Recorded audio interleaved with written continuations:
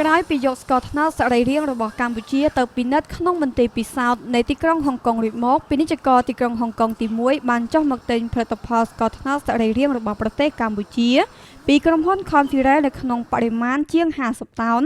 ដើម្បីយកទៅចែកចាយក្នុងទីផ្សារនៃទីក្រុងលើកដំបូងក្នុងដំណើរទស្សនកិច្ចដោយផ្ទាល់ដល់កន្លែងផលិតស្កររបស់ Confirel នៅក្នុងភូមិរោងដំរីឃុំភ្នំតូចស្រុកឧដុង្គខេត្តកំពង់ស្ពឺកាលពីថ្ងៃអង្គារលោកម៉ាក់ថេនាយកប្រតិបត្តិនៃក្រុមហ៊ុនចំណីអាហារអន្តរជាតិក្នុងតំបន់ប៉ាស៊ីហ្វិកបានបញ្ជាក់ថាលោកចង់ប្រម៉ូទទិញផលិតផលសរីរាង្គពីកម្ពុជាដើម្បីផ្គត់ផ្គង់ទីផ្សារនៃទីក្រុងហុងកុង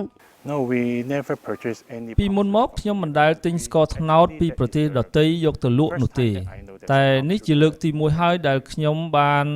ស្គាល់ស្ករត្នោតនៅក្នុងស្រុកខ្មែរខ្ញុំគិតថាស្ករត្នោតនៅទីនេះគឺជាផលិតផលដែលមានសក្តានុពលខ្ពស់ជាពិសេសសម្រាប់អតិថិជនដែលចូលចិត្តគិតគូរអំពីបញ្ហាសុខភាពជាចម្បងយើងនឹងគ្រប់គ្រងស្ករត្នោតទាំងនេះទៅដល់ម្ចាស់សន្តាគារភោជនីយដ្ឋាននិងអ្នកលក់ដុំនិងលក់រាយនៅទីក្រុងហុងកុង អ្នកស្រី Nancy Tang ពាណិជ្ជករខ្មែររស់នៅសហរដ្ឋអាមេរិកដែលបានណែនាំពាណិជ្ជករហុងកុងចូលមកទិញស្ករត្នោតសរីរាង្គក្នុងឱកាសនេះបានមានប្រសាសន៍ថាអ្នកស្រីចង់ឲ្យគេស្គាល់នៅផលិតផលខ្មែរល្អៗដែលផលិតដោយកសិករកម្ពុជាខណៈដែលកសិផលរបស់ខ្មែរត្រូវលក់ទៅឲ្យប្រទេសជិតខាងក្នុងតម្លៃថោក ខ្ញុំនៅស្រុកក្រៅខ្ញុំស្គាល់មនុស្សច្រើនខ្ញុំចង់នាំគេចូលមកដើម្បីថាយើងលក់បានទៅស្រុកក្រៅផងហើយប្រជាជនយើងនៅនេះដាំទៅយើងបានផលប្រយោជន៍បានលុយទៅបានរស់នៅបានសុខភាពស្រួលហើយបើសិនជាថាយើងបានចេញទៅច្រើនដូចអង្គដូចស្ករដូចផ្លែចន្ទទីអានឹងជារបស់ច្រើនហើយខ្ញុំលើកគេនិយាយថាលក់ឲ្យវៀតណាមតម្លៃថោកខ្ញុំអាណិតប្រជាជនម្ល៉េះហើយខ្ញុំចង់រកគេ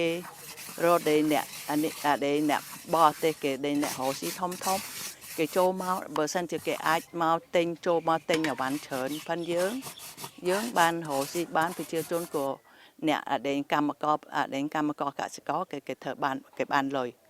នៅក្នុងដំណើរទស្សនកិច្ចពិនិត្យដល់កន្លែងផលិតស្ករត្នោតសរីរាង្គនេះដែរលោកហ៊ីមពិសិដ្ឋអគ្គនាយករងក្រុមហ៊ុន Confirel បានបញ្ជាក់ថាក្រុមហ៊ុន Confirel មានលទ្ធភាពគ្រប់គ្រាន់សម្រាប់ការបញ្ជាទិញនេះ មែនទែនទៅស្ករត្នោតយើងមិនដែលយកទៅខាងហុងកុងទេហើយនៅប្រទេសនៅទីក្រុងហុងកុងក៏មិនដែលស្គាល់ថាស្អីគេស្ករត្នោតដែរហើយសម្រាប់ថ្ងៃនេះសហគ្រិនមកពីខាងទីក្រុងហុងកុងគាត់ចាប់អារម្មណ៍ស្ករត្នោតដើម្បីយកទៅផ្សព្វផ្សាយនៅយកទៅលក់នៅទីក្រុងហុងកុងតែម្ដងដូច្នេះសម្រាប់ថ្ងៃនេះអតិជនរបស់យើងនៅមកពីទីក្រុងហុងកុង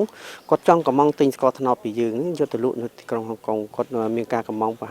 ហែលជាពី5តោនក្នុងមួយខែដូច្នេះវាអាច50តោនក្នុងមួយឆ្នាំប្រហែលជា50ទៅ60តោនក្នុងមួយឆ្នាំ លោក ស៊ូលីយាងកូប៉ូណាអគ្គនាយករងទទួលបន្ទុកផ្នែកលក់នៅទីផ្សារអន្តរជាតិបានបញ្ជាក់ថាក្នុងមួយឆ្នាំ Confirel បាននាំស្ករសរីរាង្គរបស់ខ្លួននៅក្នុងបរិមាណជាង40តោនក្នុងមួយឆ្នាំទៅកាន់បរទេសមានប្រទេសជប៉ុនកូរ៉េខាងត្បូងកោះតៃវ៉ាន់វៀតណាមនិងជាពិសេសគឺប្រទេសបារាំងជាប់លំដាប់ថ្នាក់ទី1 ចាប់តាំងពីការនាំចេញស្ករត្នោតសរីរាង្គយើងបានឃើញមានកំណើនពីមួយឆ្នាំទៅមួយឆ្នាំយើងមានអតិថិជនកើនឡើងជាបន្តបន្ទាប់ដោយពួកគេចាប់អារម្មណ៍យ៉ាងខ្លាំងដល់ផលិតផលរបស់យើងទាំងនេះបានឆ្លុះបញ្ចាំងអំពីទស្សនវិស័យដ៏ល្អសម្រាប់ស្ករត្នោតសរីរាង្គនិងអ្នកផលិតនៅក្នុងប្រទេសកម្ពុជា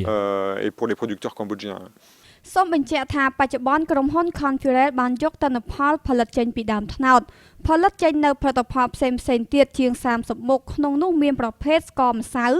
សូកូឡាត្នោតទឹកខ្មេះទឹកត្នោតស្រាទឹកត្នោតទឹកជ្រលក់ម្រេចផ្សំនិងទឹកខ្មេះទឹកត្នោតរួមទាំងផលិតផលផ្សេងជាច្រើនទៀត